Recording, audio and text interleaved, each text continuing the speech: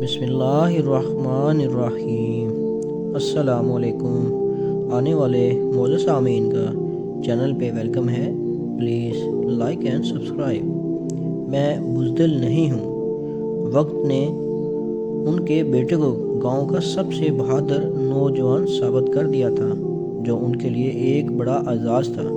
محمد عرفان شہزاد گاؤں کا سب سے نکما لڑکا سمجھا جاتا تھا۔ اس کے والد بشیر احمد طویل عرصے تک گاؤں میں بطور چوکیدار اپنی خدمات انجام دیتے رہے تھے۔ گاؤں کے لوگ ان کی بہت عزت کرتے تھے۔ بڑھاپے اور بیماری کے باعث اب ان کے لیے کام کرنا ممکن نہیں رہا تھا۔ ایک روز گاؤں کے چند بڑے لوگوں نے فیصلہ کیا، اگر شہزاد اپنے والد کی جگہ چوکیداری شروع کر دے تو ان کے گھر کا چولہا جلتا رہے گا۔ جب یہ تجویز شہزاد کے سامنے رکھی گئی تو وقتی طور پر اس نے کام کرنے کی حامی بھر لی، لیکن کچھ ہی دنوں میں چوکیداری سے بیزار ہو کر شہر چلا گیا۔ شہزاد کئی روز شہر میں رہنے کے بعد گاؤں واپس آ گیا تھا اور وہ ملازمت کی تلاش میں شہر گیا تھا، مگر اپنی آرام طلبی اور سستی کے باعث وہاں کوئی کام نہ کر سکا۔ گاؤں میں پہنچنے کے بعد اسے معلوم ہوا کہ یہاں ایک خونخوار شیر نے دہشت پھیلائی ہوئی ہے۔ یہ شیر جانے کہاں سے پرسکون قریبی جنگل میں آ دھمکا تھا اور اب تک گاؤں کے کئی جانوروں کا شکار بھی وہ کر چکا تھا۔ اب وہ مستقل گاؤں آ گیا تھا، لیکن کسی نے اسے چوکیداری پر مجبور نہیں کیا تھا۔ اب وہ شہزاد شیر سے مقابلہ کرنے کا سوچ رہا تھا تاکہ گاؤں والوں کی نظروں میں اپنی ساکھ کو بہتر بنا سکے۔ شہزاد آرام طلب ضرور تھا، لیکن بزدل ہرگز نہیں تھا۔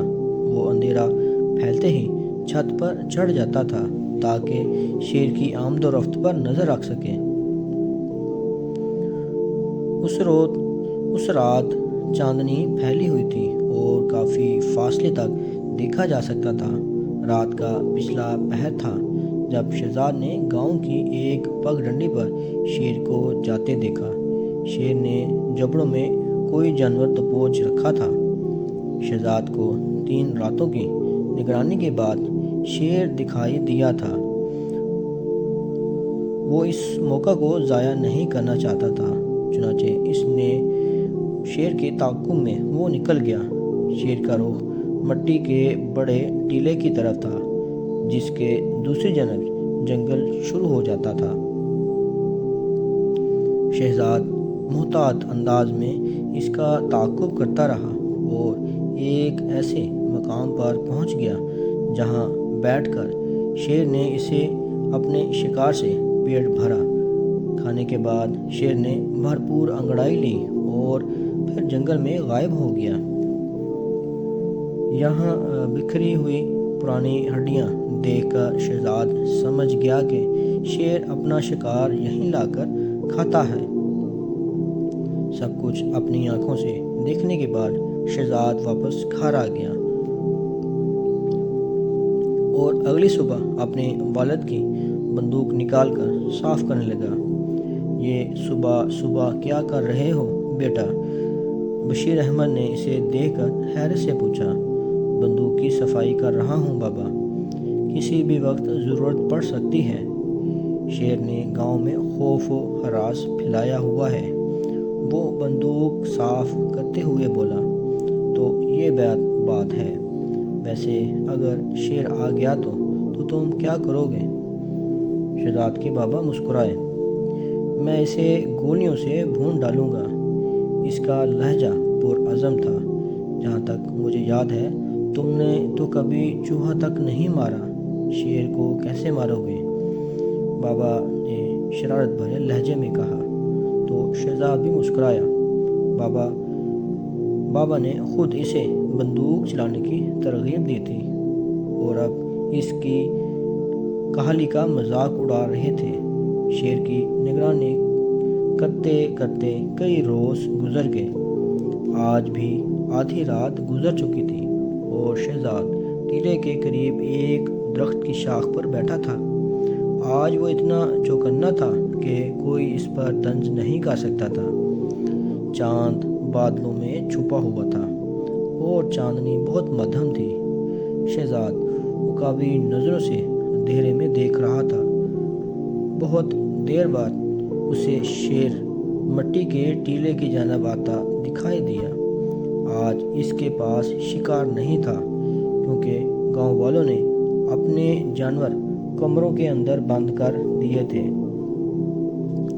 بھوکے شیر کا رخ جانور کی ان بچی کچی ہڈیوں کی طرف تھا جنہیں وہ شکار کر کے لاتا تھا۔ جیسے ہی شیر ٹیلے کے نزدیک پہنچا، چونک کر ادھر ادھر دیکھنے لگا۔ شاید اسے وہاں کسی کی موجودگی کا احساس ہو گیا تھا۔ شکار کی امید پر بھوکا شیر پوری طرح چوکس ہو گیا تھا۔ وہ محتاط انداز میں ادھر ادھر دیکھتے ہوئے آگے بڑھا۔ جلد ہی اسے معلوم ہو گیا کہ کوئی ٹیلے کے قریب درخت پر بیٹھا ہے۔ شہزاد بھی صورتحال سے نپٹنے کے لیے بالکل تیار تھا۔ اسے شکار کا تجربہ تو نہیں تھا، لیکن اب پیچھے ہٹنا بھی ممکن نہیں رہا تھا۔ اس نے شاخ پر بیٹھے بیٹھے بندوق سیدھی کی اور شیر کی دونوں آنکھوں کے درمیان کھوپڑی کا نشانہ باندھ لیا۔ اب وہ شیر کے قریب آنے کا انتظار کر رہا تھا۔ جیسے جیسے درندہ آگے بڑھ رہا تھا، شہزاد کی دل کی حرکت تیز ہوتی چلی جا رہی تھی، لیکن اسے اپنے حواس پر قابو رکھنا تھا۔ جیسے ہی خونی درندہ مزید آگے بڑھا، شہزاد نے بندوق کا ٹریگر دبا دیا۔ علاقہ دور دور تک فائر کی آواز سے گونج اٹھا۔ گھونسلوں میں سوئے ہوئے پرندے گھبرا کر شور مچانے لگے۔ درخت کی وہ شاخ جس پر شہزاد بیٹھا تھا، وہ شاخ زیادہ مضبوط نہیں تھی۔ فائر کرتے وقت جب اس کے جسم کو بندوق سے جھٹکا لگا تو شاخ تنے سے جدا ہو گئی اور شہزاد اپنا توازن کھو کر زمین پر جا گرا۔ بلندی سے گرنے کے باعث اس کی ٹانگ پر شدید چوٹ آئی۔ بندوق اس کے ہاتھ سے نکل کر زمین پر جا گری تھی۔ وہ زخمی ٹانگ پکڑ کر درد سے کراہنے لگا۔ خطرہ اب بھی موجود تھا۔ شہزاد نے گردن گھما کر شیر کی طرف دیکھا تو جسم میں خوف کی لہر دوڑ گئی۔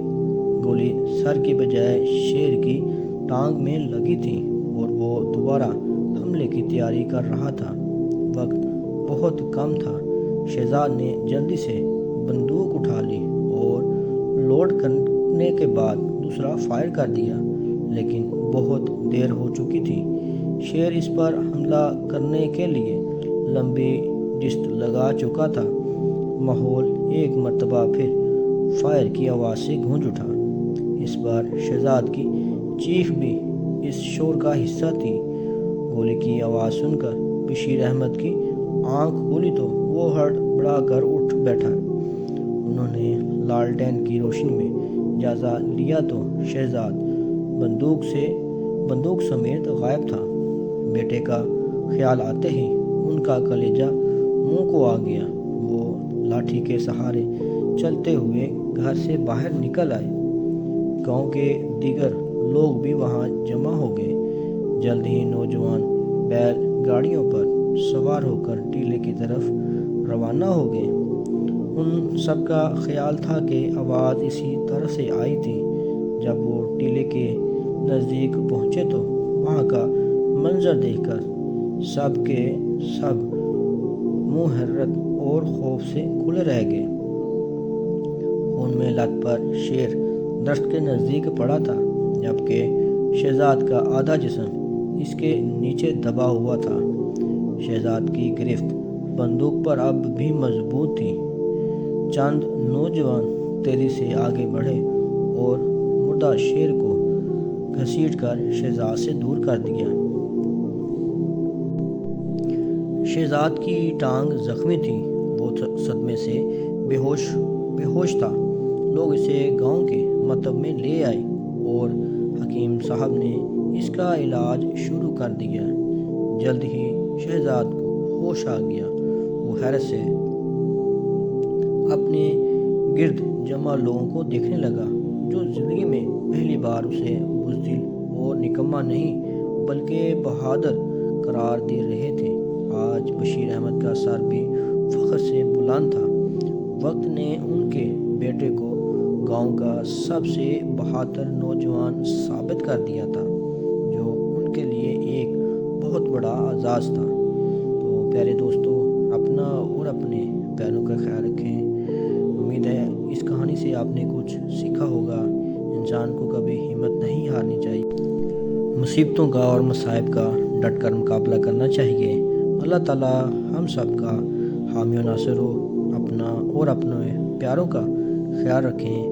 بہت شکریہ۔ السلام علیکم۔ جزاک اللہ خیر۔